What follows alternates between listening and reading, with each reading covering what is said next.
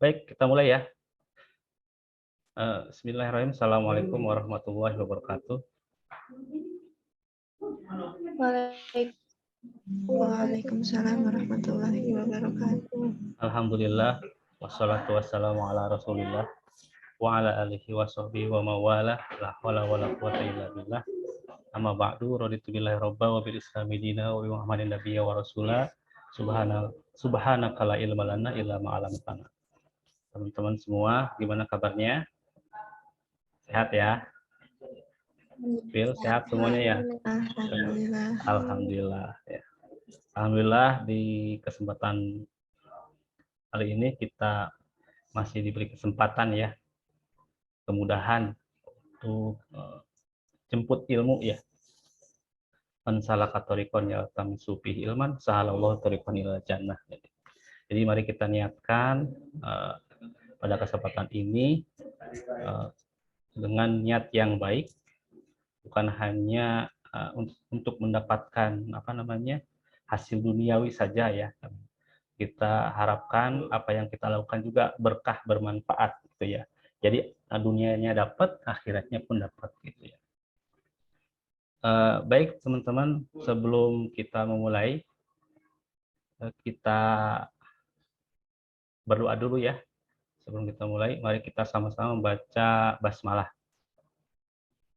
Bismillahirrahmanirrahim. Selanjutnya kita melakukan absen. Absen biasa kita pakai screenshot ya. Screenshot. Ini Zahra, kameranya di on kan ya? Zahra, kita foto. Ya. 1, 2, 3. Sip. Jadi nanti absennya lewat screenshot. Baik, sebelum kita memulai ke perkuliahan inti, sebelumnya kita review dulu mata kuliah yang minggu kemarin, yaitu pertemuan ke berapa ya? Kemarin itu kelima ya, Pak, keempat ya. Yaitu terkait peran manajer keuangan ya. Jadi seorang manajer keuangan itu harus memiliki jiwa kepemimpinan ya. Jiwa kepemimpinan, dia bisa mengayomi gitu ya. Jadi ketika ada permasalahan dia bisa bersikap gitu kan, sebagai seorang pemimpin gitu kan. Jadi karena ketika setiap kejadian sesuatu itu kan, ketika anak buah salah itu tidak harus dimarahi, tapi bagaimana disikapi dengan bijak gitu kan. Makanya seorang pemimpin itu, apalagi terkait manajer keuangan, itu harus mempunyai jiwa kepemimpinan yang baik. Kemudian juga manajer keuangan itu harus memiliki gaya komunikasi dengan baik pula ya. Selain berjiwa pemimpin, gaya komunikasi juga dia harus memiliki komunikasi yang baik pula. Kemudian pastinya memiliki pengetahuan yang sangat luas. Kemudian memahami ilmu keuangan dan investasi serta implementasinya seperti apa ya. Inilah menjadi pokok dari sisi seorang manajer keuangan ya. Kemudian dia juga memahami dunia keuangan dari mulai pendanaan dan investasi. Jadi ketika uang ada maupun nggak ada, dia bisa berpikir secara jernih lah gitu kan. Ketika uang yang nggak ada, berarti bagaimana dia mendapatkan dana kan gitu. Kalau di kampus Sameren, bagaimana mahasiswa itu bisa bayaran secara teratur gitu kan. Ya, karena umpamanya pendapatan kampus itu hanya dari SPP saja, itu mereka manajer keuangan itu harus bisa menangkap itu gitu kan, mengelola itu. Ya, baik. Untuk pertemuan yang hari ini, yaitu kita masuk ke pertemuan time value of money ya versus economy value of time ya. Di mana di sini kita nanti akan menjelaskan terkait nilai waktu dari uang gitu kan. Jadi kalau di konvensional itu uang itu sangat berharga, tetapi kalau di kita di lembaga keuangan syariah ya, yang kita konsen, yang kita pelajari di perbankan syariah, kita mempunyai ekonomi value of time. Jadi bahwasanya waktu itu mempunyai nilai ekonomi ya. Jadi makanya dalam peribahasa al waktu kasaib gitu ya. Indam tabtahu qata'aka. Waktu itu benar-benar harus kita manfaatkan sebaik mungkin, seoptimal mungkin, karena orang yang orang yang biasa dan yang luar biasa mempunyai waktu yang sama gitu. Bagaimana dia bisa mengelola waktu itu dengan baik dan dengan bijak, apalagi dalam sektor bisnis ya, bisnis mengelola sebuah institusi atau organisasi bisnis perbankan syariah. Nah ini bagaimana mengelolanya itu dengan baik. Jadi tidak hanya didasari yang secara konvensional saja gitu kan. Time value of money. Jadi hanya uang itu bukan jadi komoditas ya, tetapi sebagai alat tukar aja, alat tukar. Baik, seperti biasa untuk mempersingkat waktu, nanti teman-teman bisa melakukan sebuah presentasi yang nanti disampaikan oleh Filza, kemudian dimoderatori oleh saudari Popi. Ya, harus teman-teman ketahui juga bahwa capaian dari mata kuliah ini adalah minimal teman-teman bisa memahami apa yang nanti kita pelajari. Kemudian teman-teman juga bisa menganalisis mana ketika dihadapkan antara time value of money dan economy value of time. Ini capaian di dalam perkuliahan di pertemuan kali ini. Baik, mangga untuk mempersingkat waktu saya serahkan kepada saudari Popi sebagai moderator dan Filja nanti menyampaikan penyampaiannya. Silakan.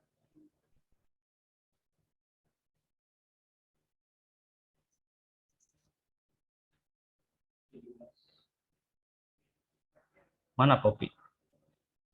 Popi, sok mangga. Iya, Pak. Assalamualaikum warahmatullahi wabarakatuh. Waalaikumsalam warahmatullahi wabarakatuh. Waalaikumsalam. Pada pertemuan kali ini, kita akan membahas materi mengenai value of money dan economic value of time yang akan disampaikan oleh Teh Filza. Pada Teh Filza, saya persilahkan untuk memaparkan materinya.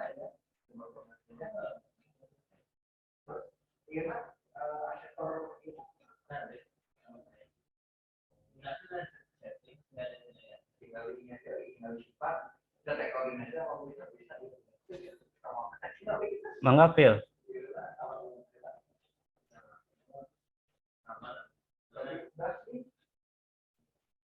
Sudah Bapak screen share-in.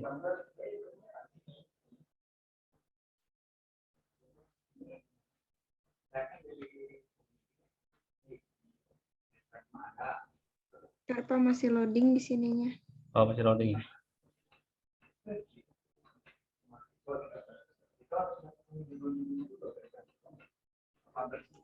Assalamualaikum warahmatullahi wabarakatuh.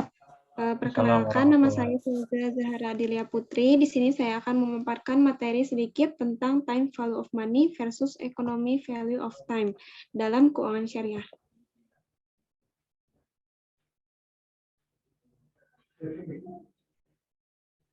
Sudah kelihatan share-nya? Di next slide, Pak. Belum di next slide. Oh, siap.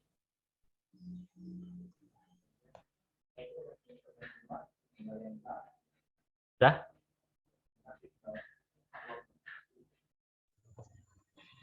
Yang pertama, konsep time value of money dan economic value of time.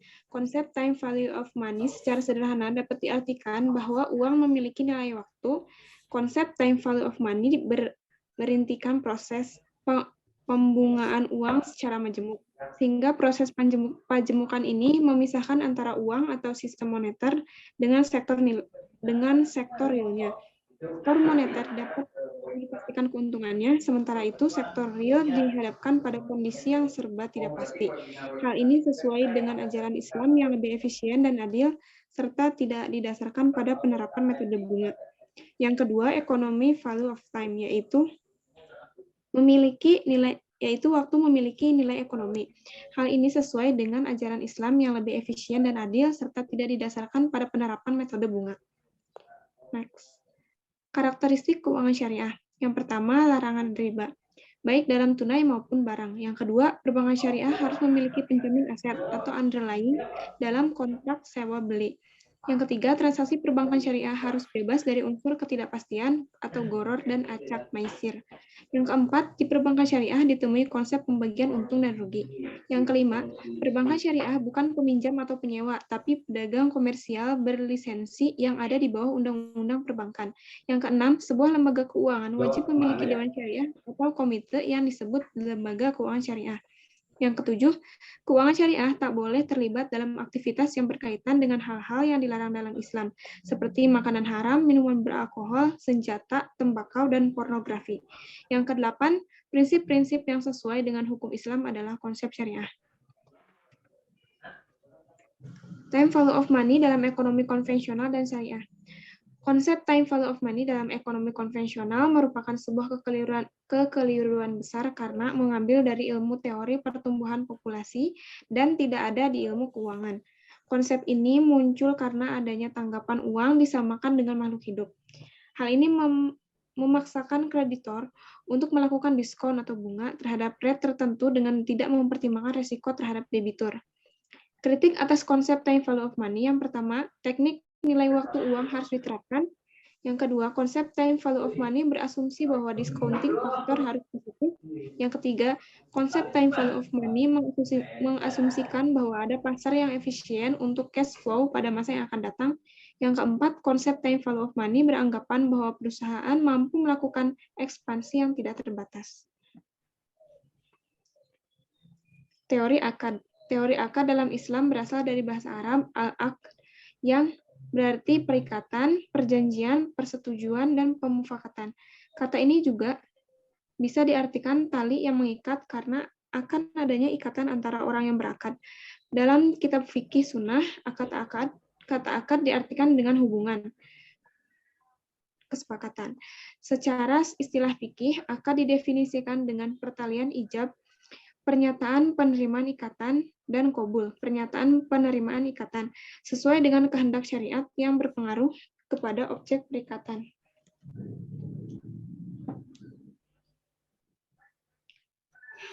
Next, Pak. Rukun akad. Yang pertama, akid adalah orang yang rukun, Pak. Adalah orang yang berakad atau subjek akad. Yang kedua, makud alaih adalah benda-benda yang akan diakadkan. Yang ketiga, maudu al-akid maudu adalah tujuan atau maksud mengadakan akad. Yang keempat, sigot al-akid sigot al-akid yaitu ijab qabul. Ijab qabul adalah ungkapan yang pertama kali dilontarkan oleh salah satu pihak yang akan melakukan akad, sedangkan qabul adalah pernyataan pihak kedua untuk menerimanya. Asas akad. Pertama, al-hurriyah atau kebebasan. Berdasarkan akad ini, maka para pihak mempunyai kebebasan untuk membuat akad kontrak, freedom of making contract, baik dari segi objeknya maupun dari segi persyaratan-persyaratan lainnya. Kedua, al-musawah atau persamaan atau kesetaraan.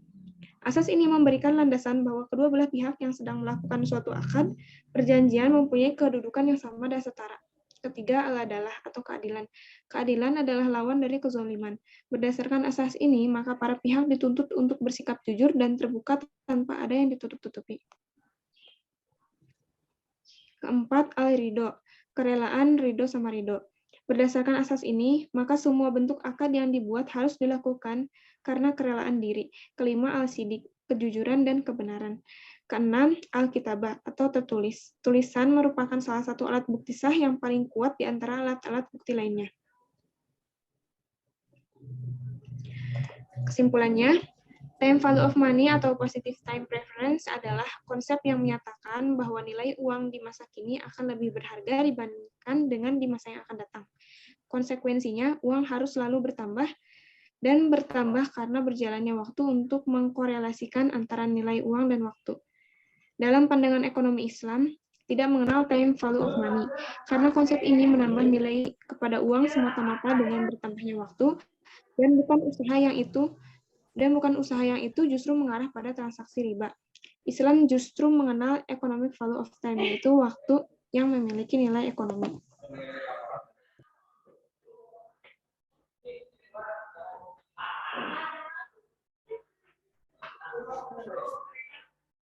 Oke, lanjut. Sekian presentasi yang telah disampaikan oleh Teh Filza. Ada teman-teman, barangkali ada yang ingin menambahkan atau bertanya, saya persilahkan. Izin bertanya. Enggak. Bagaimana cara menentukan proporsi antara debit dan equity sehingga diperoleh cost of capital yang paling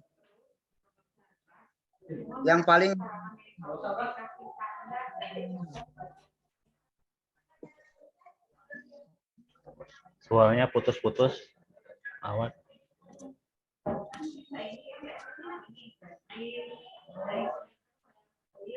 diulang. Bagaimana cara menentukan proporsi antara debit dan equity sehingga diperoleh cost of capital yang paling minimal?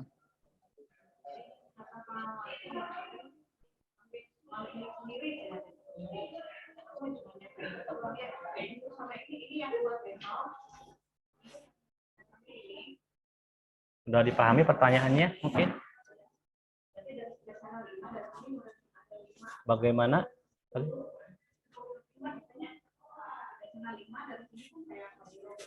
Gimana Teh Filza? Udah cukup jelas? Belum? Ya, cukup sebentar.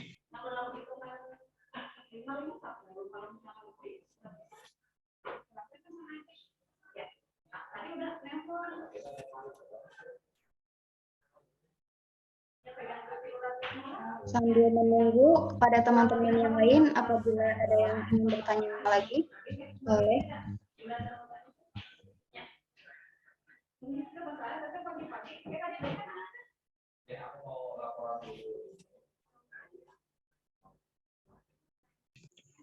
Langsung jawab aja ya tadi pertanyaan dari Saudara Awan. Pertanyaannya, bagaimana cara menentukan proporsi antara debt dan equity sehingga diperoleh cost of capital yang paling minimal? Jawabannya, untuk mencari yang paling minimal, perusahaan terkadang perlu mencoba-coba karena agak susah, karena debt sudah ada. Kemudian, kita harus menentukan debt-nya nanti seberapa besar porsinya dan biayanya.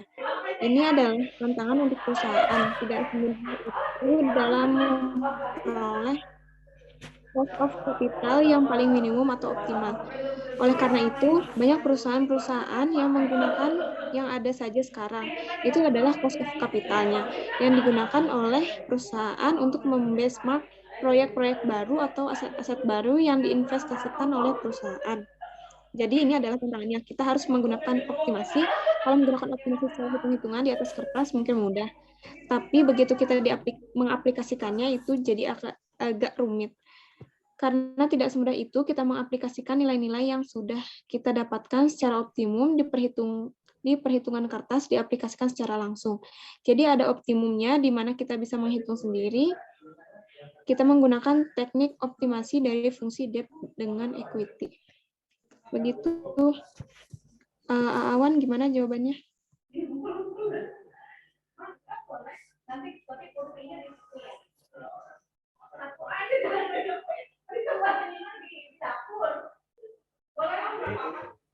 Gimana Awan? Apa udah cukup jelas?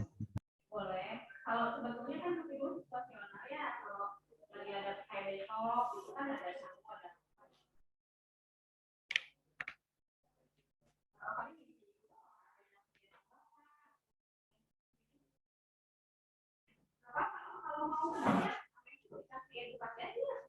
Baik, cukup.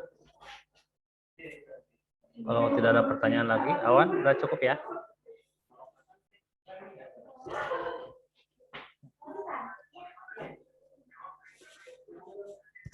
Kalau nggak ada pertanyaan, nanti ditutup aja, moderator. Langsung ditutup aja ya Pak? Ya, boleh.